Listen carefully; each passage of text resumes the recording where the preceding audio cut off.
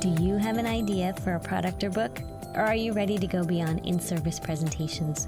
Well, how do you get started? And what if you don't have any business experience at all? Well, I have some great news for you.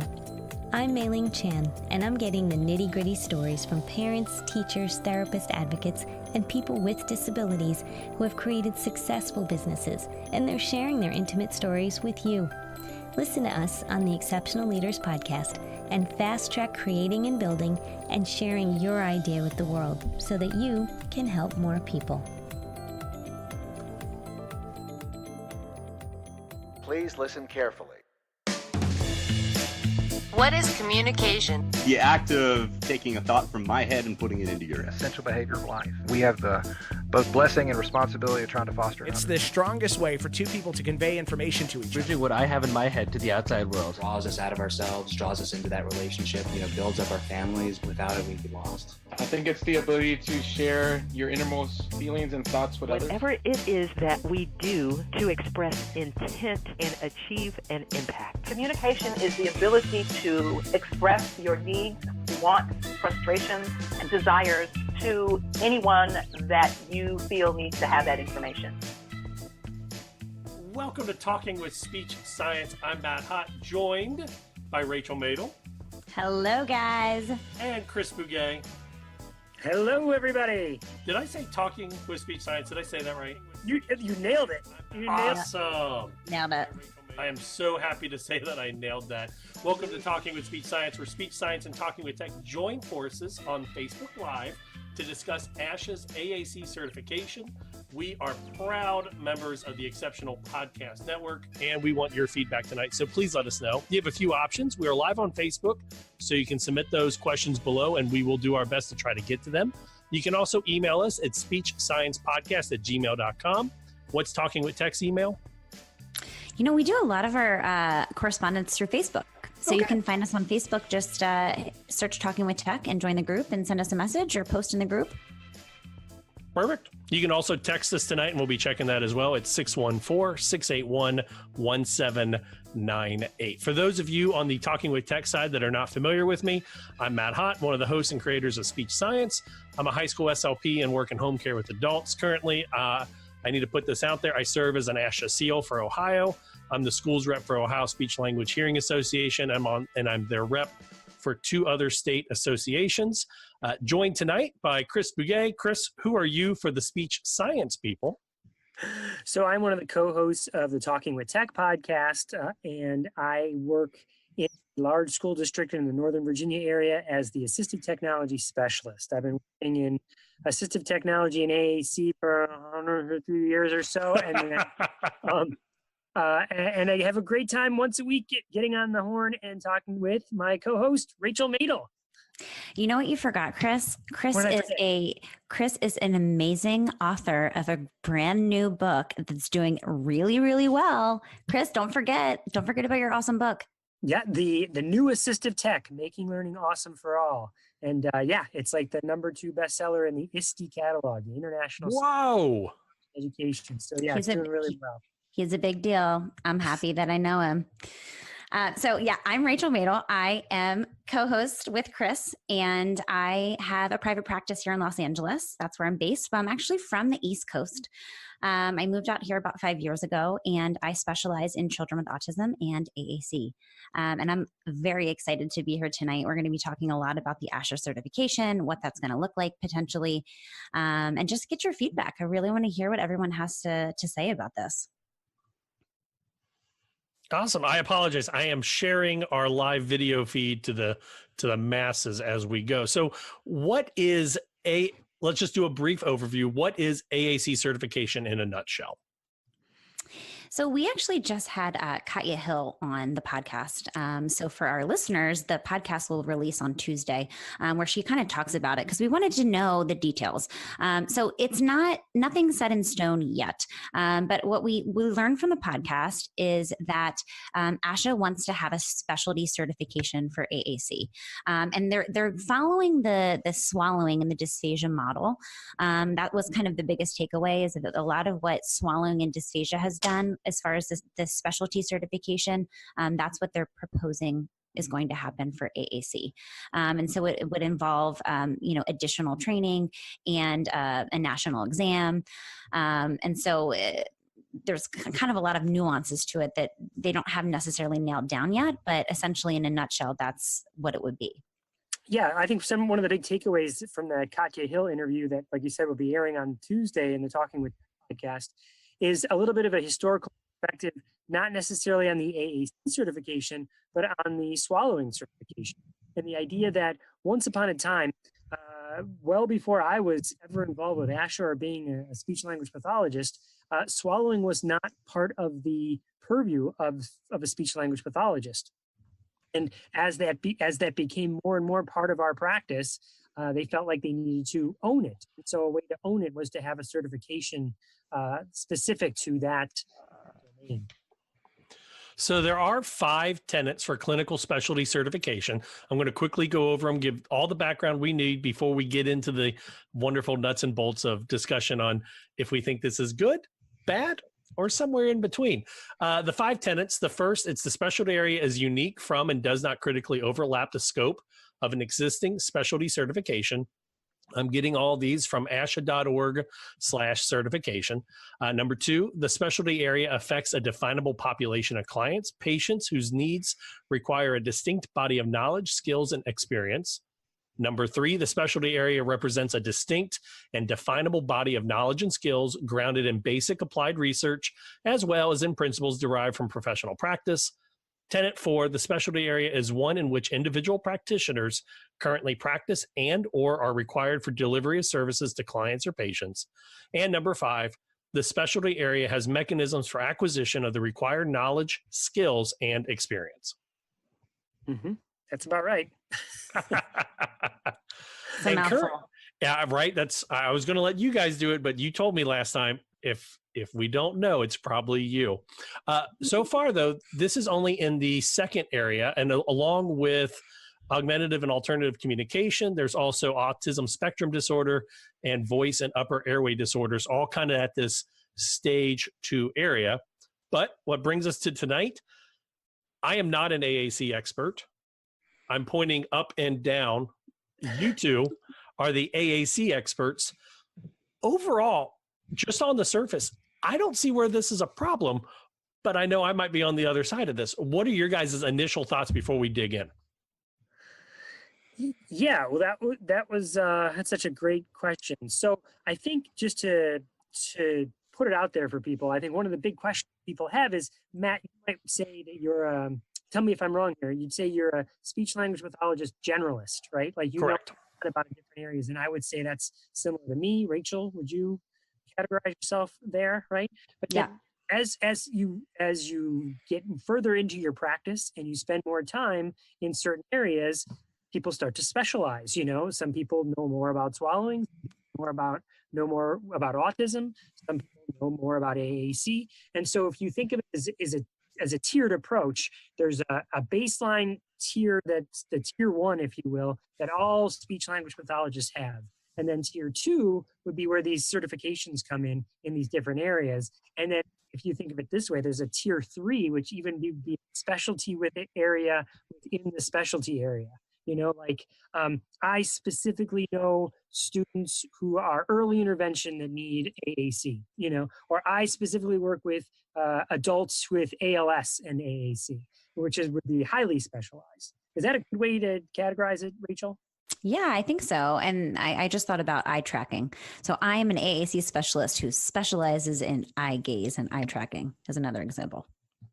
Yeah, exactly. So that would be a way to just to kind of say, where is the certification coming from? When Matt, you say it's like I'm not seeing what the big issue is. Like, this is kind of a good thing in my mind. That is where the perspective of people who are in favor of a certification, or why they think there needs to be a certification, is one, to make sure that speech language pathologist, ASHA, owns AAC, at least it owns part of it. To say officially that it is within the scope of practice of a speech language pathologist should be working with AAC. And that's not to say that it's an exclusionary thing. Other people could, other domains could also work with AAC. Occupational therapy comes to mind, physical therapy comes to mind, general education and special education come to mind.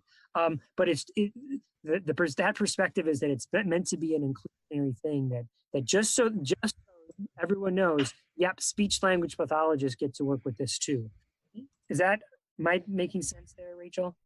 Yeah, no, I think you're exactly right. And so that's why we wanted to talk to Katya to kind of get some of the information. I kind of went back and forth. My initial thoughts with this was, certification, that feels like more training for everybody in AAC. And that feels like a really good thing. Because I think one of the challenges that we have in our field is that, a lot of these graduate graduate programs aren't having coursework in AAC, and I was lucky enough to have a course in it. I did not have any clinical experience in AAC. And so generally speaking, I think having more training is always a good thing. But then, we have to think through, the kind of ramifications, right? We have to think through what actually happens when we create a certification program. And one of the things that came up when Chris and I were kind of just talking about it was we definitely, spend a lot of time on our podcast thinking about, AAC is everybody get involved with AAC. Everybody on the team be a part of, implementing AAC and facilitating language with AAC. And so, the last thing we want is something that designates us as the specialist, so that, we're the one in charge. Like I don't do AAC because I'm not a specialist. That's my biggest fear, is that, people would have that mentality.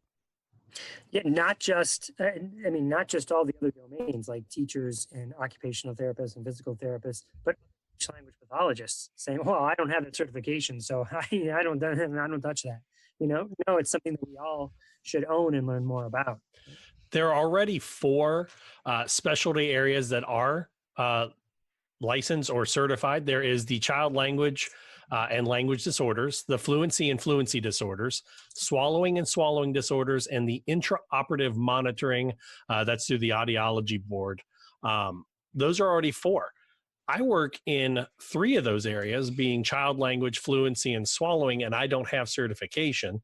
I know one person listening in, Craig Coleman, I believe he is certified through fluency. He and I were able to discuss it just a little bit a couple episodes ago, back on episode 67 on speech science.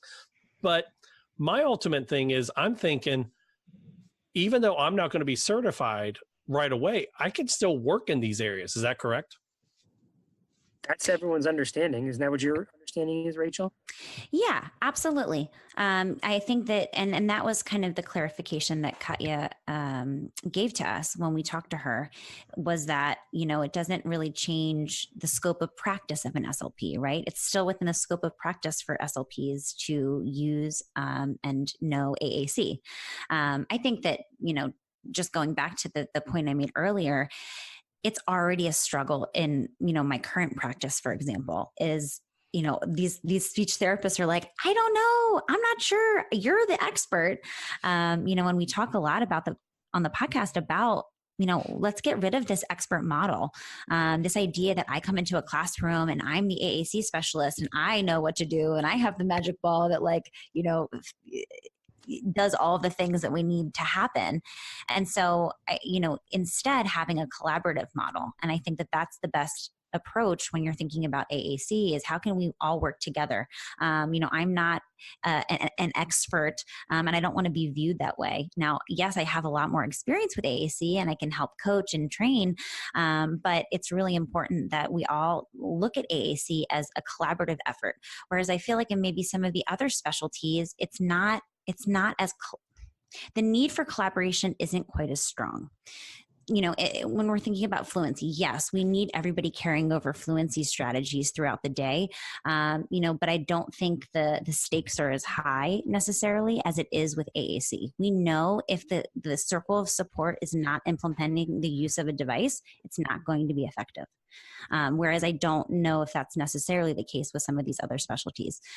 Like I said, not to say that collaboration isn't important across all of these domains. Obviously, that's best practice. But I think the stakes are a little bit higher when it comes to AAC. I was going to say, we are taking your questions, and we got a few things that have come through already. So you can either email speechscience@gmail.com, text us 614-681-1798, or throw them into the comment section on Facebook. And a couple of text messages that came in, they want to know, would AAC certification make it harder to get non-specialists to embrace AAC? They also want to talk about, would certification include changing the AAC environment? And another one states, talking about only if certification, without certification, you must be competent under principles of ethics. And also a shout out to Luke, Lindsay, and Emma, who text in as well. I'm assuming Talking with Tech, you know who they are. But interesting comments. As an outsider to the AAC world, to someone that only uses it with my students, I'm trying to get them devices. I don't try to be on your guys' level. There's a reason I do the speech science pop version of news versus the Talking with Tech side. But I've always looked at trying to get the dysphasia certification. That is my next step I want to go and get, because I work in home healthcare. I work with adults who trust me that what I'm doing is best practice that is going to help them. And I know that I'm 33 years old. I walk in, and maybe to some of my patients that are 95, I look like I'm young and I don't know what I'm doing. If I can add that I'm a clinically certified SLP in dysphagia, there's a little bit more weight. When I work in the schools, do you guys work in the schools? I apologize. I do. Yeah. You do. Okay. So I have a private practice, but a lot of my private practice is integrating into the schools and working with teams in schools. In my school system, in the school environment, a lot of times the school SLP is looked at as not as smart, not as intelligent, not as well-trained as SLPs in the private practice. This is coming from parents, sometimes coworkers, et cetera.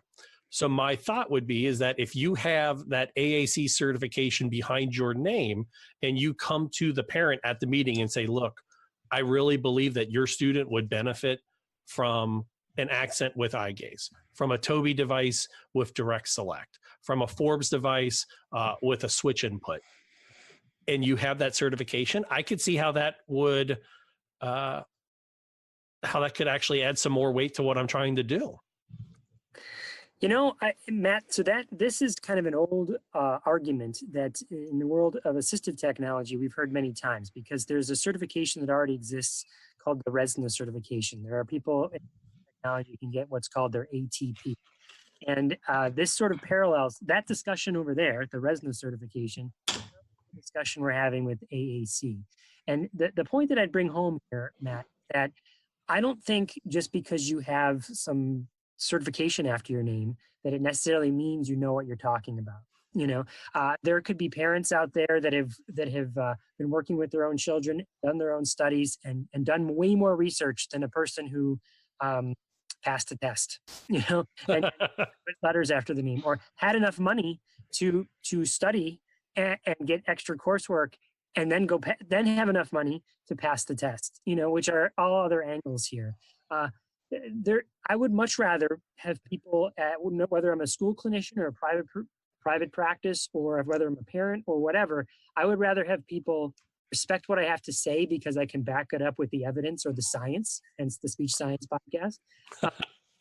But I would rather have them back up because I'd rather have them believe in what I'm saying because it makes a lot of sense rather than the letters after my name. And that puts us more on a playing field. In today's day and age, you can go out and you can get the facts without having information and do your homework, without having to one, pay for it or make it very expensive, or two, have some certification afterwards after your name to say that you know.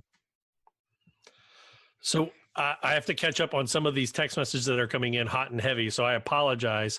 One of the questions was, and I'm trying to figure out where this one came from. This is coming from Dr. John McCarthy down at Ohio University, who was my AAC professor. He wants to know a question about who or what about the certification body? Who would be on it? How do we decide who's on it? So I guess that's a good topic.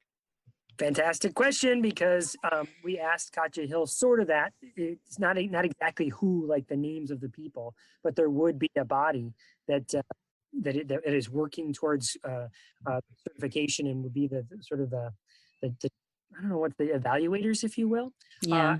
And so people would put together a portfolio that would go to this body, and they would look through the portfolio and say, okay, yes, you've passed stage 1 of the certification process. Stage 2 would be to fill in any parts of the portfolio that you have not yet done. There might be, I picture like a rubric that you check off and say, yep, I can do that, I can do that, I can do, not this one. I better go spend some more time in this little area. And that gives you your kind of phase 2. And then phase 3 would be a test that you would take. And we did explicitly ask that to Katya, well, why a test? Because I have my own little concerns about testing just in working in the field of education. Standardized testing is highly scrutinized nowadays, rightly so, in my opinion. Again, I can learn the facts, I can spit them back out in a test, and does it really mean I know what I'm talking about, or I was just really good at memorizing and getting it out on the test? Is there a better way to assess people's knowledge and for them to demonstrate what they know? And I think there's performance-based assessments coming out for students, project-based assessments for students, and I could see that that'd be the same thing here if you felt like you needed the certification for some reason. Why can't you just lean on the body of work as opposed to passing a test? The other thing that is part of the process, I believe, is 3 references. So you have to have 3 letters of references. My question actually is this not going to be available to new graduates? So obviously, if I need 3 references of people talking about my work in AAC, it feels like it's not going to be available until you have experience with AAC. Is that what you gathered, Chris? Yeah, I think so. I don't think you can do it when you just come out. But, I should say one of the big selling points that I think Katya was thinking about is that because there's such a lack of AAC programs in university level, if there was an AAC certification and your coursework for your school provided you with enough experience to get that AAC certification, maybe your professors would be the letters of reference, and you could get it right out of college, right out of graduate school. But that would be a selling point to have more AAC courses and make it a little bit more competitive. That I want to go to Ohio State. No, I want to go to Ohio University because one of them has the AAC certification and has enough can sort of not promise you, but say, you know what, our coursework would definitely, when you left, you would have your AAC certification, you'd be able to pass that test, where other universities you're competing against, they might not be able to do that. And that would be a selling point for you to come to their institution. Yeah, and it would almost be like a snowball effect, right? And I think that she used that exact language when she was talking with us. And I think anything that gets more training and education to our graduate clinicians in AAC is a great thing. But I just, I'm happy that we're having this discussion because I think it's really important to really, poke holes in it at some level just to see, what are the actual ramifications of something like this. I just wanted to talk a little bit about assessment because this is where I see a certification and additional training and some type of system where you prove at some level your competence, right?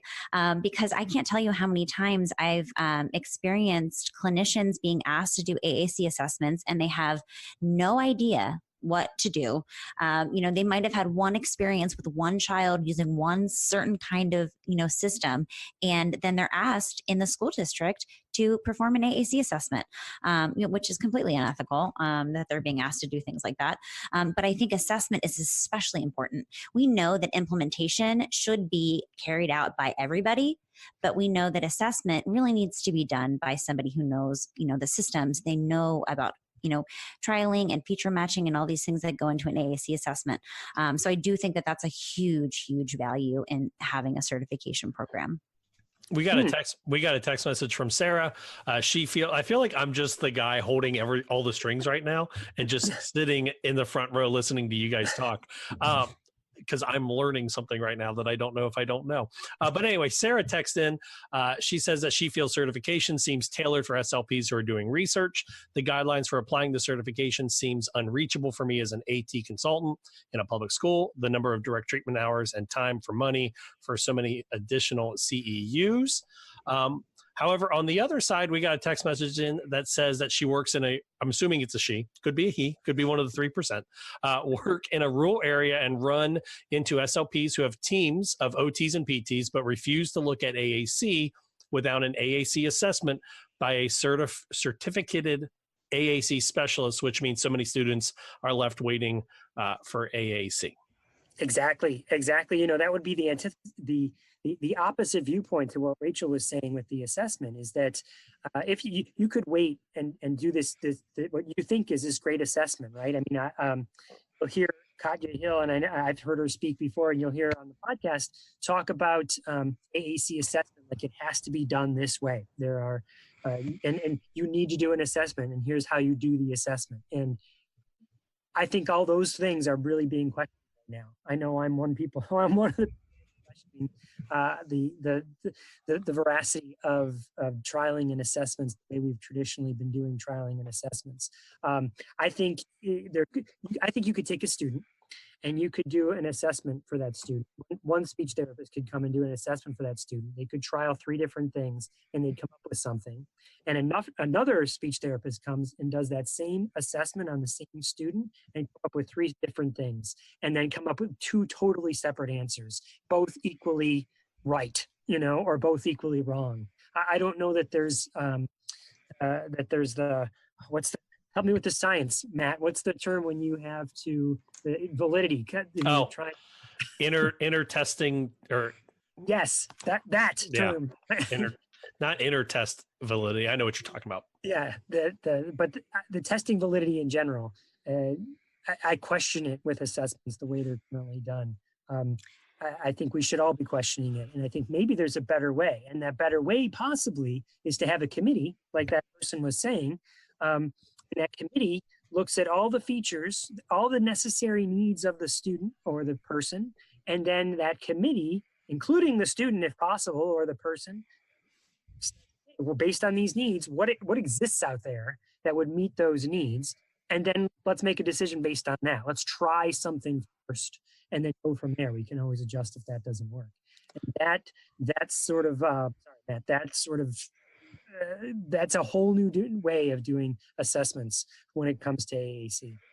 Going back to an earlier topic, we had mentioned about students fresh out of grad school, and Craig Coleman, who is in our chat, he mentions that with specialty certification, you also need to be out of school for 5 years before you begin the application process. Which I'm okay with. Again, I feel like I might be on that other side that looks at the certification as a positive. I like the idea that I can sell myself as if I want to go into private practice, if I want to charge more for what I do as an expert. I like the idea that I have additional letters behind my name. We are in a field where we give and help people at some of the worst of their spots of their lives, and sometimes at the best of their lives. But what we do is a service, and sometimes we do charge for that service. And if I feel like I'm really good in that area, I could see how having additional letters behind my name would help me set myself apart. If I'm looking for, I have a 5 and a 2-year-old. I love my boys. But if either one of them needed an AAC device, an alternative augmentative communication device, I would look for the specialist that is certified. And maybe that's bad. I'm looking at your face, Chris, but like instantly as a parent, I'm going to be like, okay, well, Rachel, she's got a lot of good reviews, but Chris, he's got that certification. I trust him a little bit more. And before you answer, Chris, you can always text in your answer 614-681-1798 or right below on Facebook. I figured I might get a little hate for that one, but no, Chris, no hate at all. But you were biting your lip on that. What did I say wrong? You didn't say anything wrong. I think that's exactly right. I mean, I think that's one of the pros of certification is that it potentially gets you as the person who is certified more money. But I'll ask you this, Matt, have you seen the movie The King's Speech? I did. I was taking a drink and I muted my mic. I did see the King's speech. Yeah. Do you remember the whole point of that whole movie? Is that you don't have to have a certification to know. I thought he was a speech therapist. He was not. Well, he was. I mean, Okay. he certainly knew how to help him, and the king made his speech. But it's the whole crux of the matter, the drama around the pivotal point at the end of that movie was the fact that he did not have the credentials that all the other ones who were supposed to help him did, and it was still he was the one that helped the king make his speech. Spoiler alert. I might have missed that part of the movie. That was the whole movie, Matt. You missed the whole movie? I thought the whole movie was him giving. Anyway, I did see it. I missed the part where he wasn't as certified as the others. I just thought it was awesome, Jeffrey Rausch. So yeah, that's why he gets like kicked out at the end of the Buckingham Palace or whatever, because they discovered that he doesn't have the credentials. He's just been helping people do this for years and years and years. And again, that is exactly the fallacy and the what we hope with this certification would not bring, is that you said if you had a child that felt like needed AAC, well, I'm going to go find the person that's certified. That doesn't necessarily mean that person knows what they're talking about. So a couple interesting things coming across the Facebook chat. One, Craig Coleman on there laying down some facts for us. He's Thank saying, you, Craig. Thank you, Craig. Craig was a wonderful interview a couple weeks ago, and I gotta promote the speech science. We ran a series on the 3 people running for the VP of Planning for ASHA, so check that out over at speechsciencepodcast.com. But Craig was saying the board reviews the final product, but each person works with a mentor along the way, and the mentor has to sign off on the various requirements. He also says with specialty certification, oh no, we did that one. Then you can also use the certification to provide lower cost services and improve accessibility. But Jennifer on there says at ATIA, there was a discussion about insurance companies using this to deny claims if you don't have the certification. I never thought of that. I did not think of that. Can they do that? Insurance companies can do whatever they want. That's the problem. They just like deny for the most ridiculous, absurd reasons that don't make any sense to anybody. So I would absolutely like guarantee that I'm going to start getting denials if I don't have the certification. Guaranteed. That sounds not good. No, it doesn't. It's such a hard thing, right? I go back to that rural community that doesn't have the AAC specialists with this, and if it requires a certification, the child's left in limbo. I really think it's important. We talked a little bit about assessment, and I really think that the way our field and AAC should be going is less emphasis on assessment and more emphasis on implementation. Because at the end of the day, there's so many robust speech generating apps and systems out there. And AAC with maybe a device that could be better is better than no AAC at all, right? Like even if you have, we'll put it in air quotes, the wrong system, which I don't think exists, because if you have a robust language system, you can make it work with most kids. That's better than nothing, right? And so I feel like it still goes back to graduate student clinician training and making sure that everybody understands this is a part of the scope of practice, under the umbrella of being a speech language pathologist, and just knowing at a very superficial level, how to do some of these things. Technology is the future, right? And that's what I tell a lot of the clinicians that I work with, a lot of the teachers, you really need to just know, some foundations, in order to be able to practice. And it's so important to me that speech language pathologists feel at some level like they can, try a certain system or, kind of get their feet wet in some respect, so that we don't have kids who definitely would benefit from AAC, but there's no specialist around to grant them the device. Yep. Oh, sucks to be you. There's no specialist around, so I guess you don't get AAC, right? It's a huge fear. Amanda sent a text into 614-681-1798. And she says that she's always on a team of more than one SLP, as the students have complex communication needs that seem to have outside therapies. Right now, she always has the uphill battle of parents trusting the private practice over the school's SLP. And now her concern is that while she would consider herself specialized in AAC, this AAC certification would affect collaboration going forward when some SLPs might be certified. And she goes, that is the exact argument she has against the certification. It's always happening through word of mouth. I think this is in reference to me saying which one the parent would pick. I don't see this helping the battle, as there are many amazing SLPs in the area who might not have had their name out there. Thanks, Amanda, for texting in. That's a really good point, guys. Yeah, not just SLPs, occupational therapists, parents. Here's a question for you, and I don't know this from the other certifications, so it'd be a question for maybe Greg or for maybe Matt, if you know. So this is going to take a second for me to get there. Mm-hmm. Bear with me. Right now we are, April is Autism Acceptance Month, right? And so that we're leading into that, and the controversies are coming out right now about ABA therapy, and that's some people are using it as a term of abuse, right? I keep seeing articles posted about that. And so something that has informed my practice over the last number of years has been listening to people with autism, right? Like, hey, let me learn from you what you think about these different therapies and techniques. And that's certainly something we're trying to do on the Talking with Tech podcast, is say, okay, let's get as many AAC users as we can onto the podcast so we can learn from them. Our most recent episode was someone who uses Lamp Words for Life. Lance McElmore came on to give us his experience. And I wonder about the certification from that aspect, meaning if you have autism, are you certified to help people with autism? If you are using an AAC user, if you're a Chris Klein or a Lance McElmore or any number of users out there, could you provide assistance to others who are AAC users? Could you automatically, you just grandfathered in, you're certified because you are a proficient with the device? Or is it if you're a user, no, there's still another skill set you need to help others select their device or other considerations. And I don't know, that's a whole aspect to me that I think we should be considering as the practices have moved on over the years.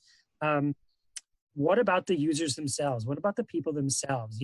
If I'm someone who has, because again, I'm out of my depth when it comes to swallowing, but if I've been dealing with a swallowing issue my entire life, would I have enough information to be able to help other people who are now dealing with swallowing issues, or do I need to be certified in it to help you?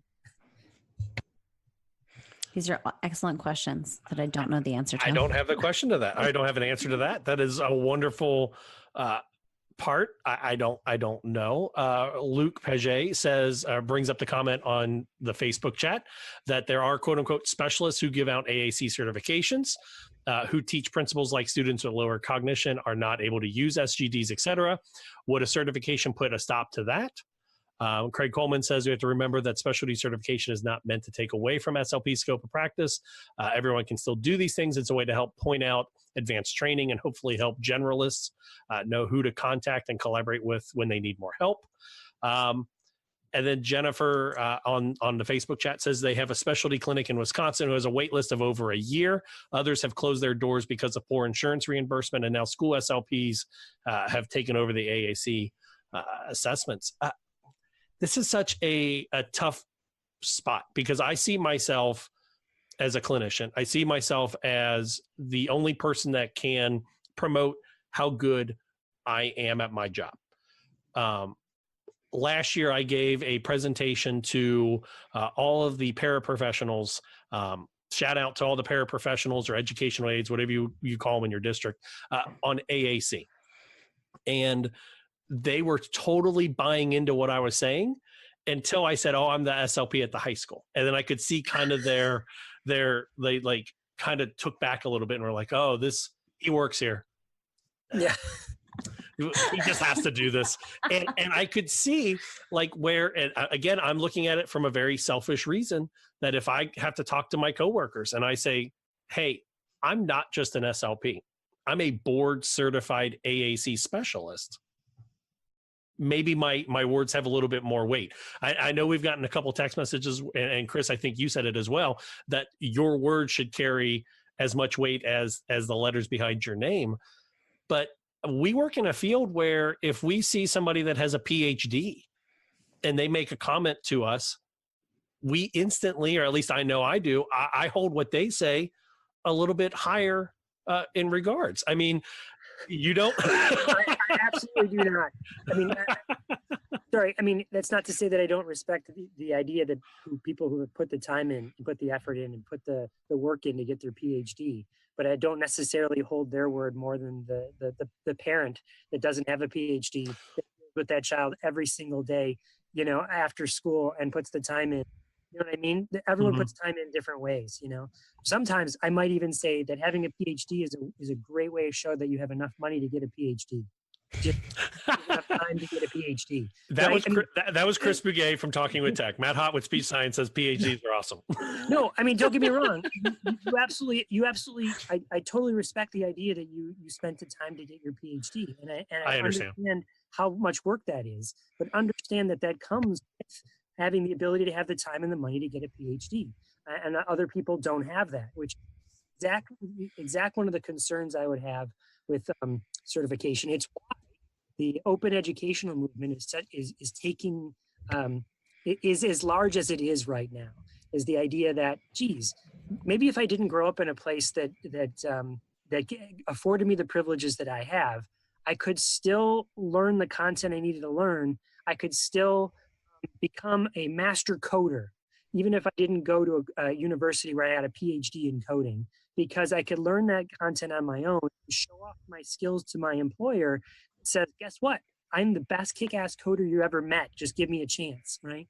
Because I put the time in just like someone else. I just don't have the degree behind it because I didn't have the money to go to pay for a fancy schmancy degree, you know?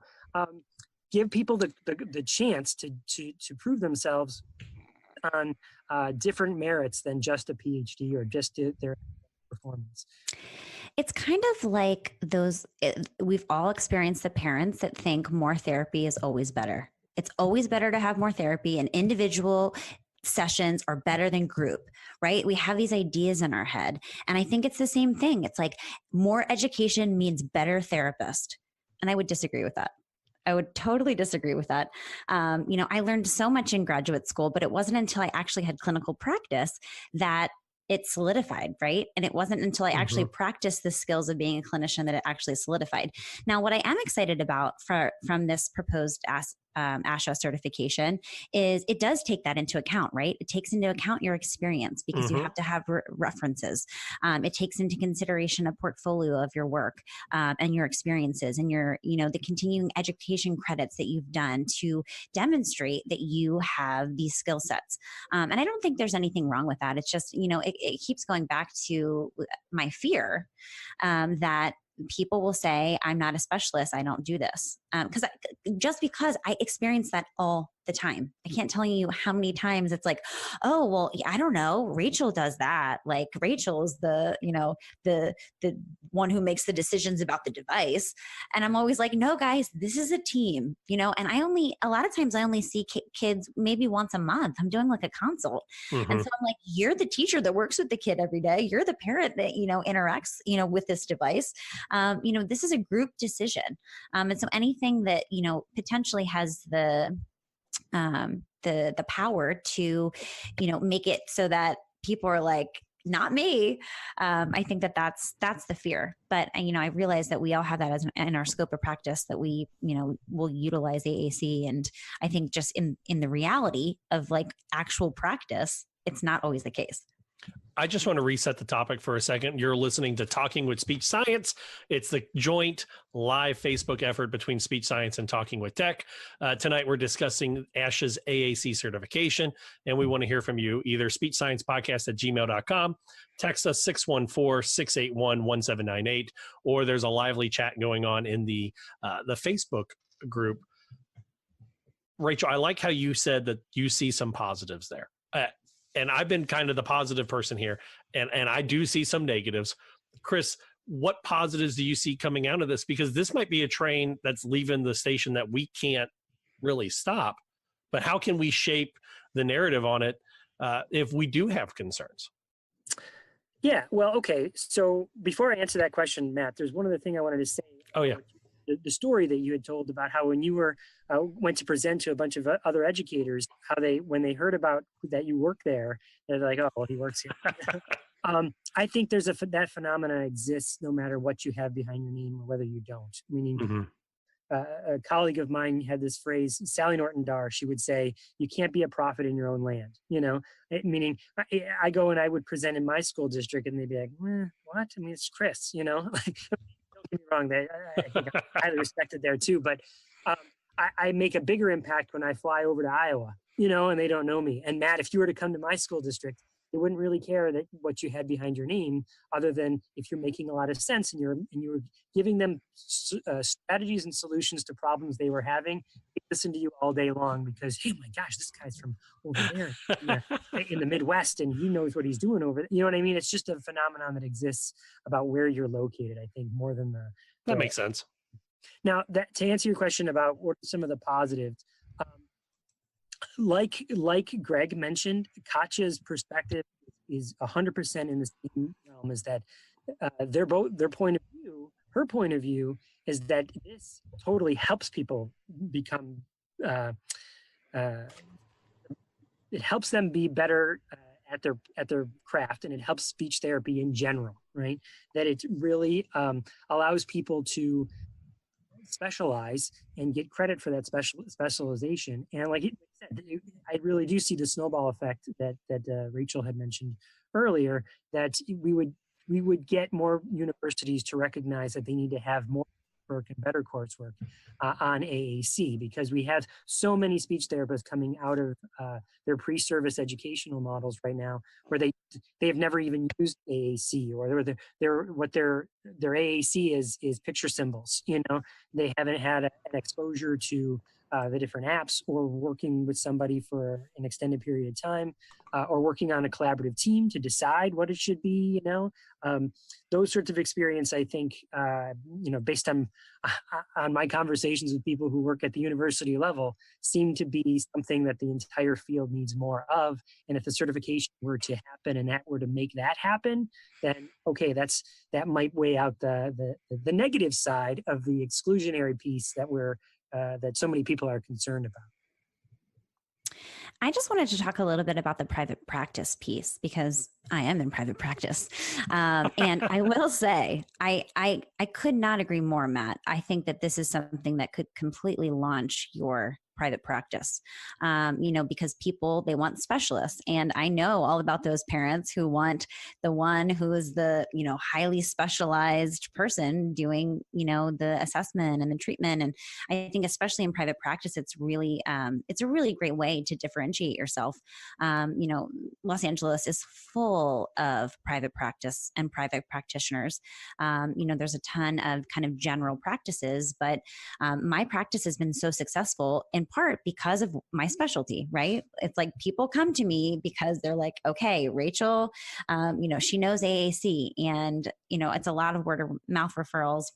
And surprisingly enough, the podcast has brought a lot of referrals my way. But I do see a value in, if I'm thinking just through the lens of like myself as an SLP, and, especially an SLP in private practice, absolutely. Like, I would love to be certified, so everyone thinks I'm like, a fancy schmancy like expert, and I get tons more referrals, and I can increase my rate because I'm a specialist. So I think that there's that, of course, but I also think we need to think through the lens of best practice, and how is this affecting our practice? How is this affecting the kids who really need AAC, and they really need, teams to adopt the mentality of, we're all in this together. And I think that that's kind of what we keep coming back to. And just to be clear, I think I can speak for both Chris and myself when we say, like, we're not for or against this, right? Like, we have ideas, and we're, having a lively discussion about it because we think it's important. I don't, if someone was like, Rachel, how do you feel about this? It would have to be a discussion, because I don't have an answer one way or the other. And it also depends on how this all plays out, and what this looks like as far as a financial cost, like what kind of financial cost is this going to involve? How much time is this going to take to go through this certification process? And the reality is, we're not going to see the ramifications of something like this until it actually happens. But I think that it's good to have discussions like this to kind of figure out, what do we think might happen? What are our concerns? So that, potentially in the process, while they're creating something like the certification, program, hopefully we can voice our concerns, and we can have some input that makes a difference, and makes them, the people in charge of this process, consider, some of the ramifications. Rachel, we live in that soundbite world. We want to know, are you for or against it? But no, you bring up you bring up some really good points. Tina texted in to 614-681-1798 and says, what is the anticipated cost of the certification? I went through and I'm looking at, did Katya talk about that? She just said it would, she said it would be in line with the rest of the certification. So in line with the other certifications, the one is $250 for the certification. One for fluency is, I just had it up here. And is that an $200. Annual cost or one time? That is the application fee. And then there are some that you have to recertify. So I don't know. So Matt, with the last few minutes here of our, and I don't even know how long we're going. So I'm assuming it's an hour. So we could go as long as it needs to be. We've been 50 minutes. We will, I feel like the teacher who says, Chris, your paper is as long as it needs to be to get your points out.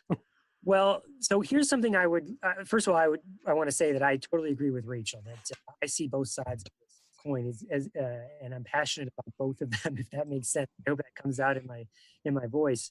But something else I'd like for the people who are pushing certification to consider is not just you're certified or you're not certified, but those tier 3, that third tier that I had mentioned before. What if we just focus there for a moment? And so what if we looked at this new phenomenon, this it's not really that new, but it's been around for a while, but maybe new for speech therapy, is this idea of micro-credentialing and badging. So that is more of a, picture it like the Scouts, right? You get your sewing badge, and you get your whittling badge, and you get your canoeing badge, and you've shown your skill and proficiency to board that says, yep, you get this badge, and then you get to display them in some way. In Scouts, it's little ribbons on your shirt or whatever, patches, right? Merit badges. Imagine an ASHA portal, right, that has Chris Bugaj, like a LinkedIn thing. Here's Chris Bugaj on the left-hand side, and there's my handsome little picture in the corner, and here's my contact information, and then you click on it, and there's all of my badges that I've earned. So I've learned a least to most prompting badge. I've learned an eye gaze badge. I've earned a rap strategy badge, which is a strategy for kids with use AAC when they're reading, right? All of these little badges that maybe they're a much lesser. Maybe it takes me, it's $10 or $15 or $25 to earn a badge, which could actually be way more money for whoever the certifying board is, right? And I could get them in different stages and get the ones I'm interested in, because it wouldn't just be for AAC, but could you imagine that for fluency? Could you imagine that for swallowing? Could you imagine that for early childhood, or all the other different domains? And having this in complete portfolio that someone could look at and go, wow, this guy's got a lot of badges. Oh my gosh, look at her. She's got tons of badges. And she's got the badges that exactly my kid needs. You know what I mean? Now you might be having something rather than just a yes, you have it, or no, you don't. You'd have a whole tree of skills that you'd be looking at. I don't know. What do you think? What does everyone think of that idea? Well, when you said that, our little hearts got thrown all over the Facebook post, because I guess a lot of people like that, tons of likes. I don't disagree with that. I mean, as soon as you said that, I was thinking back, I'm an Eagle Scout.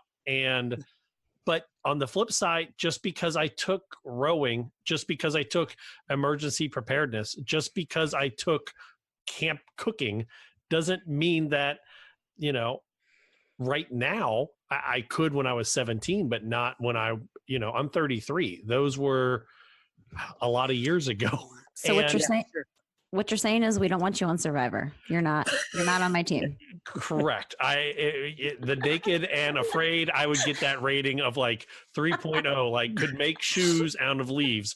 But no, like my only concern about the certification or with your idea, Chris, is that just like with anything else, we are really good when we get it, but what happens 5 years from now? Even if it's a 5-year recertification period, the SLP that I am right now at 33 is night and day different than I am when I was 28.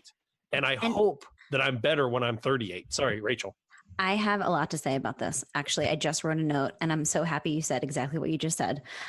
So I think one of the things I like about this certification is that they're going to require specific CEUs for your specific specialty, because right now it's not dictated I could take, a fluency course. And I think that that's important. But I do think that at least in my experience, I'm kind of in, my specific area of California, dealing with what feels like very outdated principles of AAC assessment and implementation. And so I really want clinicians to have to take specific CEU courses to make sure that they're maintained, because we know the field is changing, right? We know how important continuing ed credits are. So I think that that's one of the benefits for me, is that having those specific and targeted CEUs to make sure that you're really up to date. Because I think a lot of times, right, we're like, I know AAC. Do you actually know, current practice and current research? I think that's a completely different ballgame, especially when you've been in the field for quite some time. Just a clarification, Craig Coleman let us know that it's $75 a year to recertify in his area. So it'll probably be close to that for the other areas. We got a text message that says they really do appreciate and love the idea, or they like the idea of the AAC, but is certification the biggest issue facing AAC service delivery right now in our field? And my biggest problem I have right now is I've got over 15 students that need communication devices. I have 2 that have devices, and I am happy if they are out half the day. So Matt, whoever texted that in, it's like she looked at my notes or he looked at my notes, because as I was kind of putting down all my thoughts, the pros and cons of this, one of the things I wrote down was opportunity cost, right? There's some great minds right now working on AAC certification. I think, what if we could put those minds at one of these other problems, like you just mentioned, the shortages of people. There's all the people out there that need communication devices that aren't getting them. And that's just getting them. Then there's the actual being able to implement them and implementing them well. And gosh, what if we were building more modules, more YouTube videos, a second podcast, something. And what if we were making more rigorous standards for graduate programs? Because then everybody would have a foundational knowledge of what they need to do if there's a child who needs AAC. To me, that's the focus, right? If I had a magic wand and I could make anything happen, it would be that. It would be clinicians coming out of graduate programs would feel really confident about, AAC. And of course, they might have to refer out for an assessment and things like that. But no longer are we going to have these cases where it's like, well, I don't know what to do. They're nonverbal and, I'm not sure. Right? At least giving a foundational knowledge of here's what you can do to get started, because now with the iPad, AAC is so accessible. It used to be like you needed, tons of months of trialing a device and funding and all these things. And now it's as quick as downloading an app. And a lot of these school districts, they have licenses for these apps. So it's really pretty straightforward. So that would be my, if I'm talking about my wish list, it's that. I don't disagree with that. I mean, drop the mic. Drop the mic, please. Don't drop your mic. I know how much. Don't drop your mic on the floor. But I don't know. I feel like what is the confirmation bias? We all have to understand that there's confirmation bias in everything we do. Completely. We hear the things that agree with the thought we had when we started, and I say that because I still feel that I really like this idea. And I only like that idea because I know what it can do for me as a professional. Mm-hmm. Oh, the word I want to hear, that word. Selfish? That's the word that's popping in my mind. And that's okay. If you listen to the Speech Science podcast, you know that I'm a very selfish, terrible person. No, You should know I'm selfish. But no, like Spoiler alert. Internally, I also look at it from this point of view. I have to decide which 30 CEUs I'm going to get during the year. And I am so spread thin on trying to make sure that I get all the CEUs I want to look through and get. And I look at OSLA and I look at ASHA and say, I'm doing this. And I look at it from a selfish point of view of saying, hey, if I'm really taking away the finances part, taking away the people believing in me, this is who I really am, not the speech science persona. But if I'm really going to say that I want to pursue being a specialist in AAC, that I'm going to really pursue being the person in Cincinnati that can help more kids and adults get on a device, I better put my money where my mouth is. And if this certification helps me become a better SLP because of it, I'm okay with that, because I know that when I am deciding on, do I want to go to the course that I signed up for on Saturday at 2:00, and it sounds like a slog. It's a lot of heavy information. Or, I can go to the one that sounds a little bit more fun. If I know the one that's going to be more beneficial because I've already signed up to be that AAC specialist, that's going to give me a little bit more confidence, a little bit more boost in my step to say, you know what? It's Saturday at 2:00. This is the last one. You've made a commitment to your family, the families that you work with. You've made a commitment to be this board certified AAC specialist. Go get those CEUs. And that's when I say selfish, that maybe I need more confidence in my own ability, but I look at what I'm doing with dysphagia, and I'm realistically looking at, as soon as I can hit all the marks to get dysphagia certified, I'm going to pursue that. Not because I can charge more. I do home healthcare. My home healthcare agency pays me whatever they pay me, but because I want to know that I've got some version of CEU training or something, that when I'm telling a patient what to do, it's not like, oh, I talked to my friend Teresa over at Swallow Your Pride and she gave me ideas, or I read this. It's, hey, I have that confidence in myself because I went through this training. And I don't know, when you mentioned the merit badges thing, that it kind of reminds me of that. Like, I'm proud that I'm an Eagle Scout. I would be proud that I'm a board certified AAC or dysphagia expert. You know, you bring up a really great point, Matt. I actually never really thought through that lens, but I do think there's a lot of clinicians out there who, especially when it comes to AAC, they feel like, well, I don't know what I'm doing. So from that lens, I feel like certification is a great idea, because I can't tell you how many questions I get from clinicians who are speech therapists working in schools. And they're like, you know, I'm really interested in AAC. I have a lot of kids with AAC on my caseload, but like, I don't know how I become a specialist. And I think it's a gray area, right? I think it's like, who is a specialist? Who's not? And one thing I will say is that, at least, you know, with a certification, like, it's not gray anymore, right? It's like, it's black or white. And I think that people nobody likes to be in the gray. Everyone likes like a definitive yes or no. And so I think from that lens, you know, getting all of these questions from clinicians who are like, I don't know how to become a specialist. How do I do that, Rachel? And I don't have a good answer for them, right? I'm like, well, my answer is typically, you know, do as many CEUs as you can. And I send them a list of CEUs that they can take. You know, listen to the podcast, of course, because we talk, you know, all day, every week about AAC and how to implement it. But my last piece of advice is just get started. Just start doing it. You know, so it's interesting because there's not a clear, you know, path right now. And so I think that this certification at least would give us a clear path, and it would help clinicians, like you said, Matt, who might not feel confident in their skills. They need to take the test and pass it to feel like they can do it. So I think from that level, I completely can understand how that would be helpful. Chris, I ain't buying it. Chris, I ain't buying it. It's just, I don't begrudge anybody their path to learning. And if that's what motivates them to learn is to get a certification, great. But I feel like certification begrudges other people's path to learning, right? What I'm hearing as 3 podcast hosts, that mentality would be like, why would I listen to your podcast? It's not going to get me certified. You know, as opposed to I want to learn. The learning is inside me. I want to. Intrinsic motivation. We talk about this on the podcast. Yes, I am intrinsically motivated to learn because that is, as a professional, that is what I'm supposed to do, and because I'm a curious person, and I'm going to learn whether there's a certification there or whether there's not. And that's the professionals that I want to be working with. The person that's driven to learn, not because they get some. Because they get it because for the knowledge.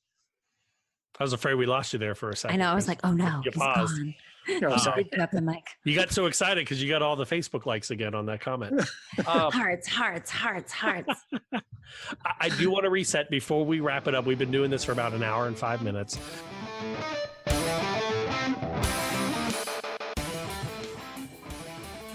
This podcast is brought to you by Pearson, the company behind the CELF, GFTA, and the brand new PPVT-5 and EVT-3. These new, easy-to-use vocabulary assessments are brief and reliable for 2 years, 6 months old, to those 90 and beyond.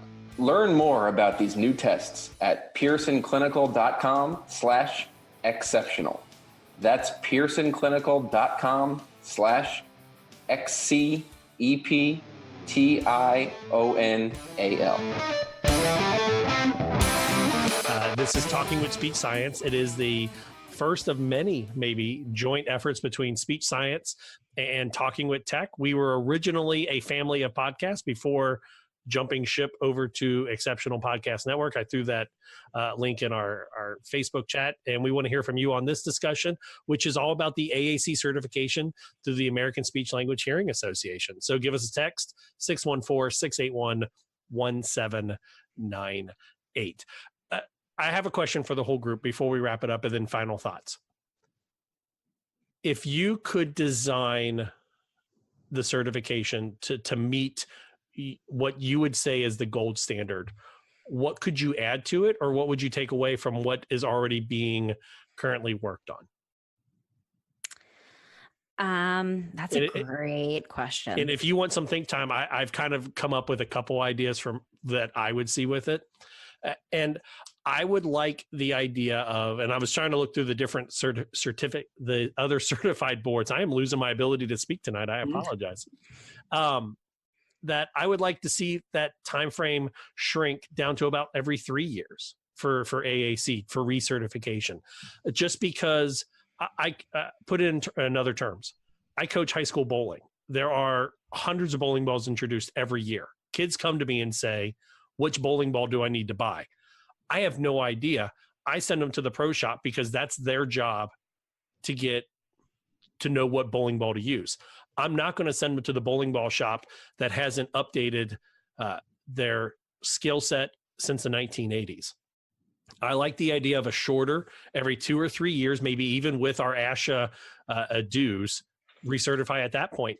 Because the AAC that I see that I'm working with my kids right now, we're working on getting a Toby device with their eye gaze. Between the time a PRC device, the Accent 1400, when I submitted the paperwork for that one, and by the time I heard back, the eye gaze component had already changed.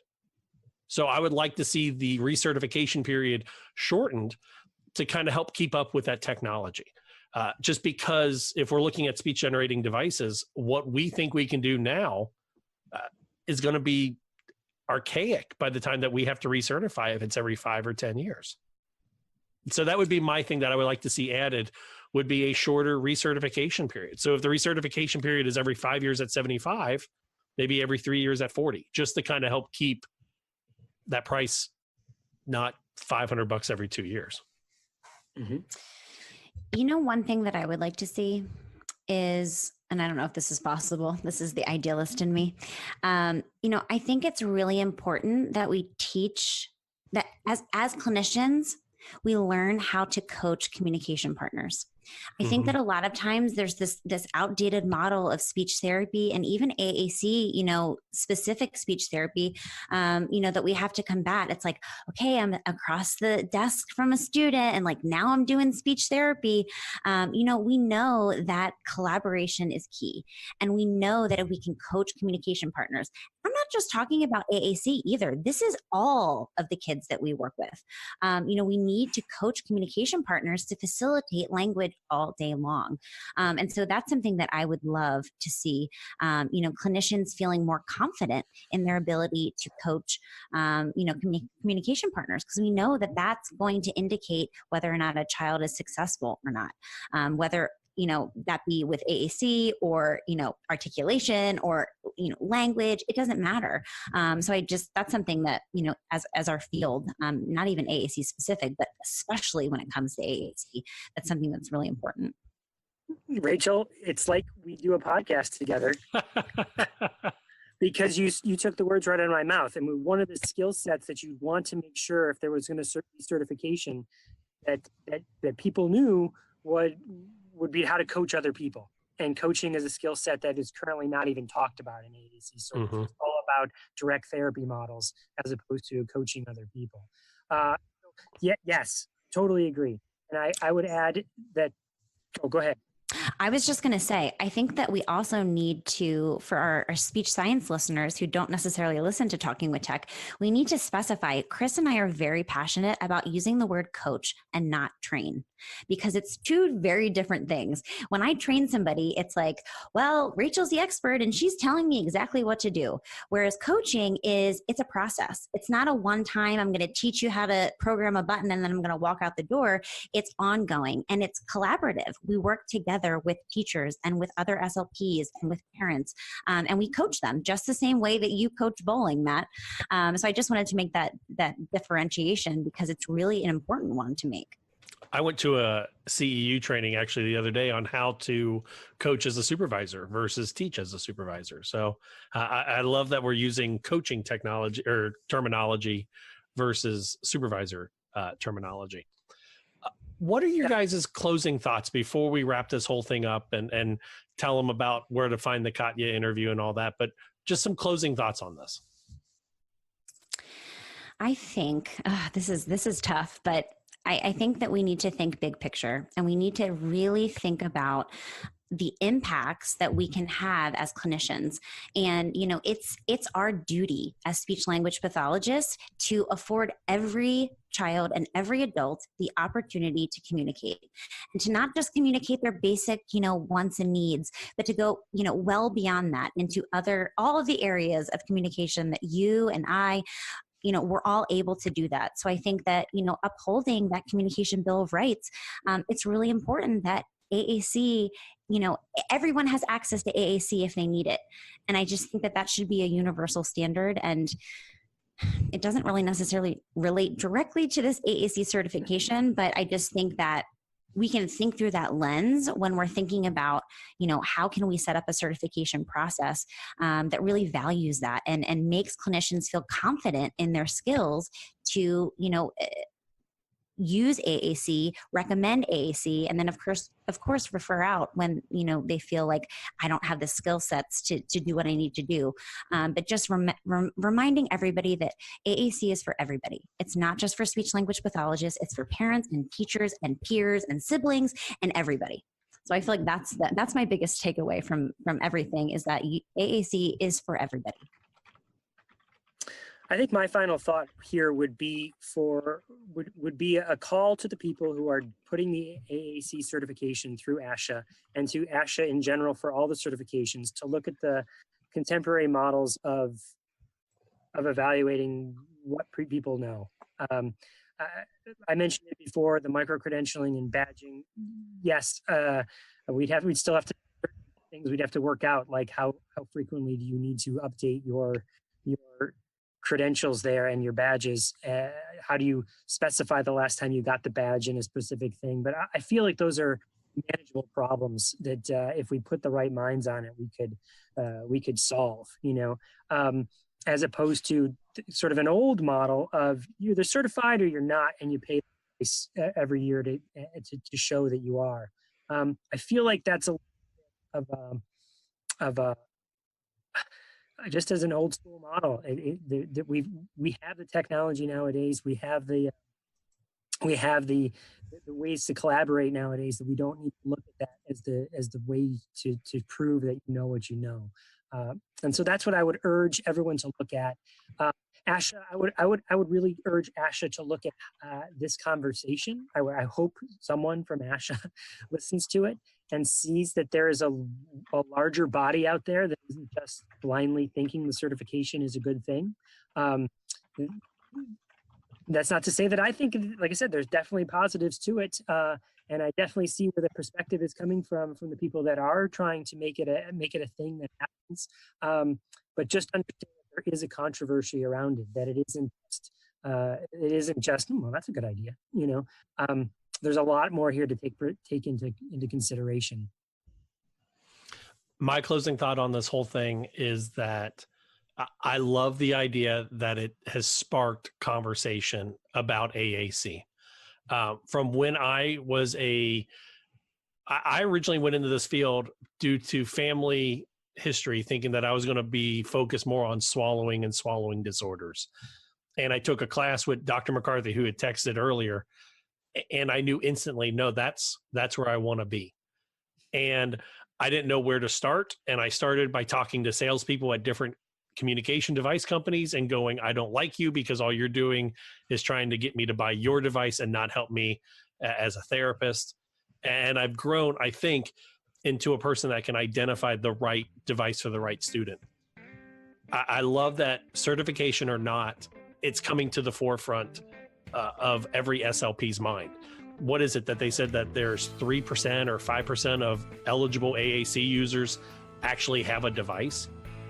And if anything, if it just sparks one more person to say, hey, maybe I can do AAC in the schools, or AAC is home care, or AAC in early intervention, or private practice, or anything, I'm okay with it. And if it gets more communication devices into the hands of the students or the adults that need them, I really don't care if we have to steal them from other people and then give them to the right kids.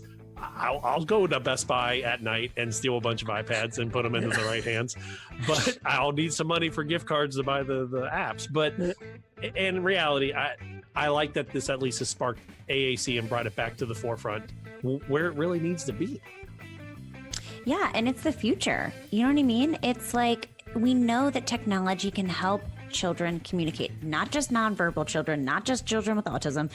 You can use technology in so many innovative ways. And so I think as a profession, we should just really start getting comfortable with it. And I think a lot of us are, but I think that it's an important discussion to have. And I'm just so excited we were able to sit and chat today. And I'm just so excited that there were so many people that joined us. Yeah, shout out to everyone who sent texts into the phone number 614-681-1798. A big thanks to everyone in the chat, including Jen Reed, Luke, who told me I mispronounced his name, and he said it's Padgett. Maybe? Hopefully that's right. Hopefully that's right. Craig Coleman, Jessica Ross, Tina Moreno, Britt Lauren. Who else is in there? Jennifer Schubring. You put the effort in to write us. We're going to give you the effort to get the shout out. And if I mispronounce your name, I'm just a dumb SLP. Victoria Starr. Who else is in there? Sarah. You're not certified, Matt. You're not certified. I'm not certified in reading names. I apologize. I probably forgot somebody.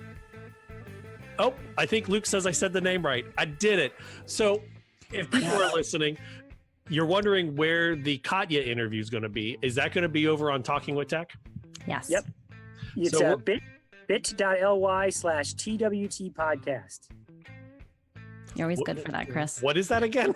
That's bit.ly/TWT podcast. TWT podcast. Like Talking with Tech podcast. Oh, okay. bit.ly/TWT podcast. You can also head over to exceptionaled.com and you can click on the different podcasts. That's how I'll just do it for that way. But what we're going to do is we're going to separate this episode, and I think the interview, I guess, be on speech science, or this part will be on speech science, and then the interview for part 2 will be over on Talking with Tech, and hopefully we can get a couple crossover listens. So that would be very cool. Yeah, absolutely. For the speech science listeners and for everybody on Facebook that's a speech science person, Talking with Tech is obviously an AAC podcast. What do you guys got coming up over the next couple of weeks? What kind of tricks do we have up our sleeve, Chris? Well, Well, I know that we have an interview with some university students and some research that'll be coming out in the next couple of weeks. So shout out to all the different people out there that are working in the university level and doing research. There's not enough of you, and so we wanted to call that to light and bring some attention to that. So that's an episode coming up. I am really excited. I'm doing an interview tomorrow with Melanie Pencak. She teaches mindfulness to speech therapists. So she talks, a lot about how can we be present when we're not only doing therapy, but also a lot of self-care strategies. Yes, we do focus on AAC, but we also have lots of fun guests that aren't necessarily AAC specific, but are complementary. So lots of fun things in store. And for the Talking with Tech people who don't know what speech science is more the pop news, I guess, of speech therapy, where we interview people somewhat related into the field of speech or language or disabilities, and we answer the question, what is communication? We just got done this week talking about burnout or moral injury in the field, so you can check that out at speechsciencepodcast.com. And next week, we are doing the ASHA General Election Special, where we will kind of go through everybody that's running, and we're going to run in their entirety three interviews with the candidates for the VP of Planning at ASHA. So that's kind of what we are. So we are, as a speech science podcast host, I'm so excited that I got to finally hang out with the Talking with Tech crew. Yeah, we're going to have to do this again. This is fun. I think we should. It was great, Matt. It's such a great idea, and you do such a great job. This is fantastic. So for Rachel Madel, and I'm going to end this like I do on my podcast unless you guys want to do a different ending. Are you okay with this? You're like the best radio voice ever. Thanks. It's all those years of undergrad money wasted. For Rachel Madel and Chris Bugaj, I'm Matt Hott. In the immortal words of Janice Wright, always be a willow, because in a storm, the oak will look strong, but it will crack, the willow will bend and return to form. Make sure you are the willow in your life. For Rachel Madel, Chris Bugaj, I'm Matt Hott saying, so long, everybody. See you guys. Our intro music is Please Listen Carefully by Jazar. It's licensed under an attribution and share alike license. Our bump music is The Spellbreaker by Tritachyon. It's licensed under an attribution license. And our closing music is The Slow Burn by Kevin MacLeod. It's licensed under a Creative Commons attribution license.